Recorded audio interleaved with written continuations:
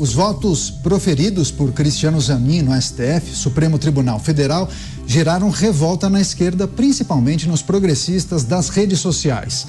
O ministro tem se posicionado contra pautas como a liberação do porte de drogas, pequenos furtos e direitos dos LGBTQIA+. O temor dentro do Palácio do Planalto é sobre o voto de Zanin em relação ao julgamento sobre o marco temporal para a demarcação de terras para os indígenas. O julgamento, que estava suspenso desde junho, após um pedido de vista, será retomado nesta quarta-feira. Servidores do Planalto consideram as decisões do ministro desastrosas e terríveis. Além disso, membros do governo também relatam que há uma forte pressão para que Lula não indique mais um candidato conservador para o STF no final de setembro, quando Rosa Weber se aposenta.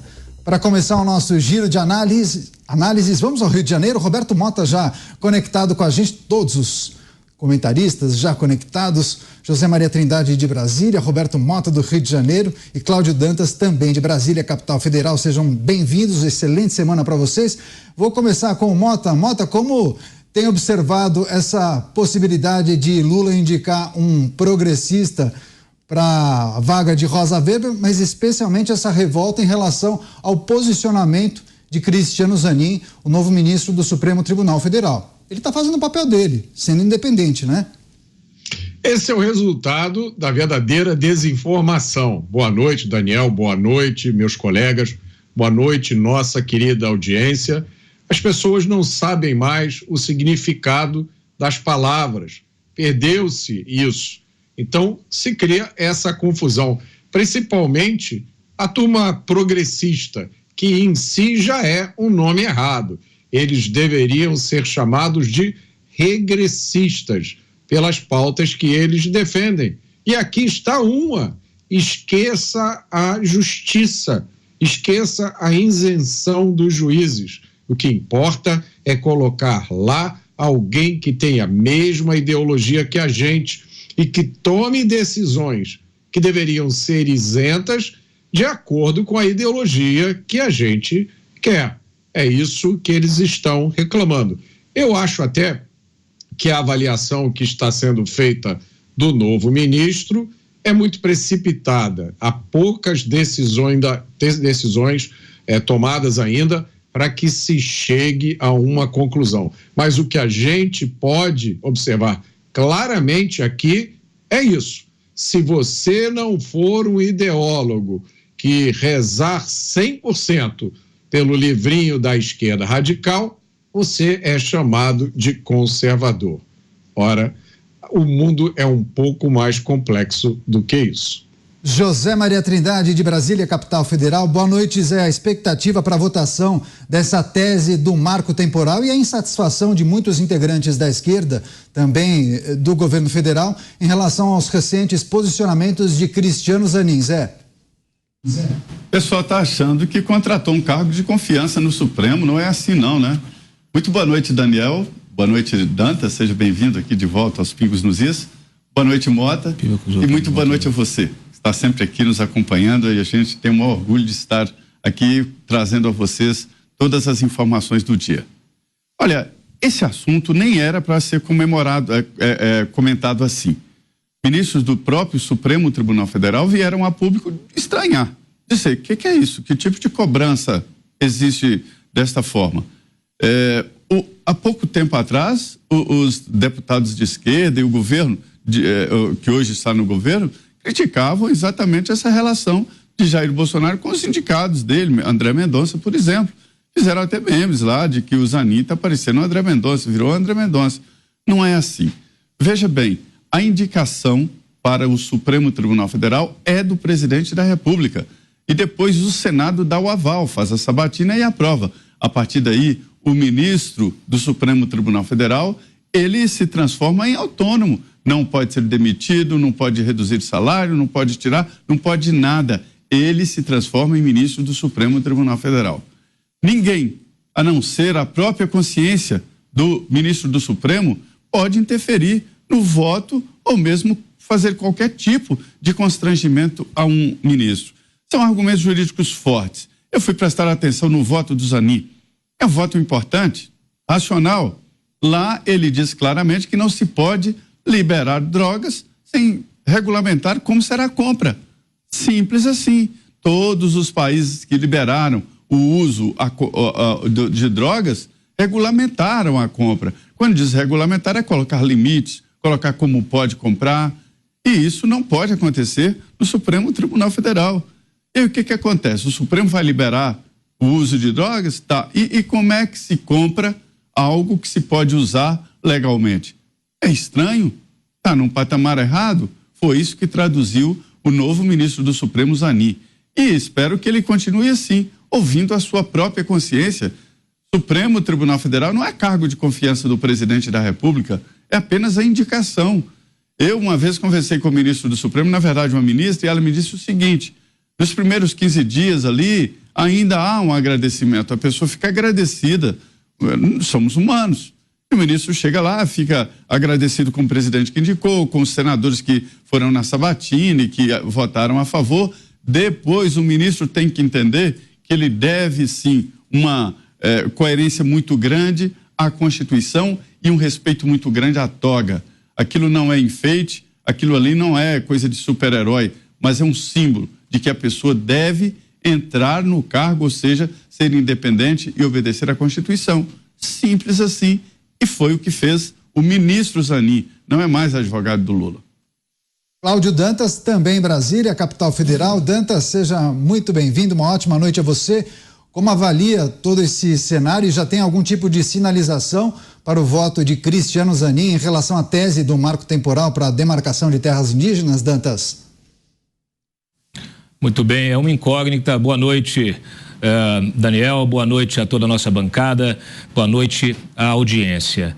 Olha, o Zanin não surpreendeu ninguém com os votos que deu aí nesses casos que de maior repercussão nas últimas semanas. Inclusive, durante a sabatina, ele procurou o voto dos evangélicos, se colocou como uma pessoa conservadora, um pai de família, 3 filhos, um católico, um cristão praticante. Ele deixou muito claro as suas convicções. E essas convicções eram de conhecimento da esquerda.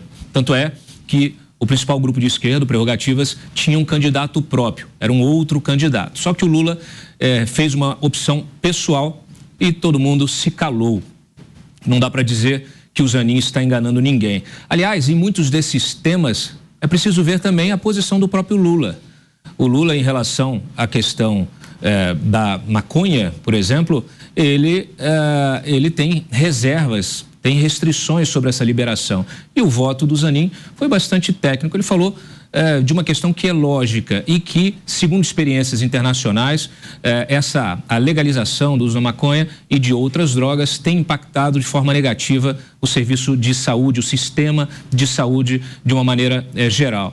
Então, é claro, cada tema será vamos dizer assim, uma experiência nova, será uma oportunidade para a consolidação do perfil desse novo ministro. Mas o fato é que a sua posição pública, agora com esses votos já conhecidos, ela não surpreendeu ninguém, Daniel. A gente continua nesse tema e vamos tratar dos os nomes aventados para substituir a Rosa Weber. Zé, eu me lembro que na semana passada você tratava da possibilidade de Lula indicar uma mulher oriunda da magistratura. As informações de bastidores nesta segunda já indicam que Lula deve ficar, ou pelo menos está analisando, 2 nomes, um da AGU e um do Tribunal de Contas da União. Essa informação procede? Vocês aí de Brasília têm escutado isso também? Sim, essa é uma tendência e uma conversa e nomes que estão sendo colocados, né? O representante do AGU, o Jorge Messias da AGU e o Bruno Dantas do TCU. Tribunal de Contas da União. Aí, o Bruno Dantas, ele foi assessor do Renan Calheiros, trabalhou no Senado, entende de política e tem sim aliados na política. Esse é o nome colocado para o presidente, dizendo, olha, nós temos que colocar alguém lá que entenda de política e que saiba de que há disputas e assim por diante. Mas há uma pressão enorme, uma pressão muito grande, inclusive em casa, inclusive no quarto íntimo do presidente da República, de que seja uma mulher e principalmente uma mulher negra de esquerda, né? Então, esta é uma pressão interna. Agora, dizem o seguinte, de que Lula não fala sobre isso, que não falou, não fala, quando tentam discutir sobre esse assunto, ele muda de assunto, então não há definição ainda. Mas ele terá que decidir rapidamente sobre isso. E olha, eu tenho a impressão que todos deveriam ser igual ao Zanin, chegar lá, esquecer quem indicou, quem votou, vestir aquela capa preta, né? A toga, respeitar a toga e a Constituição e pronto. É para isso que a Constituição foi formulada, no sentido de que o ministro do Supremo tem estabilidade, não pode ser trocado, não pode reduzir salários, ou seja, deixem que falem e sigam a Constituição. Todos deveriam ser assim. Mota, por qual razão é importante que no Brasil, ou mesmo em países de regimes democráticos, as cortes superiores tenham um equilíbrio de forças? Ter uma corte essencialmente progressista é prejudicial por quê? Daniel, essas coisas vêm em ondas. O exemplo que eu sempre dou aqui é o dos Estados Unidos. Durante o governo de Franklin Roosevelt, por exemplo, a corte começou com uma formação conservadora e Franklin Roosevelt, se eu não me engano, indicou 9 juízes durante os 4 mandatos dele.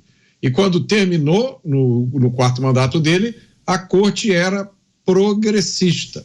Hoje, nós vemos uma Suprema Corte americana com maioria conservadora.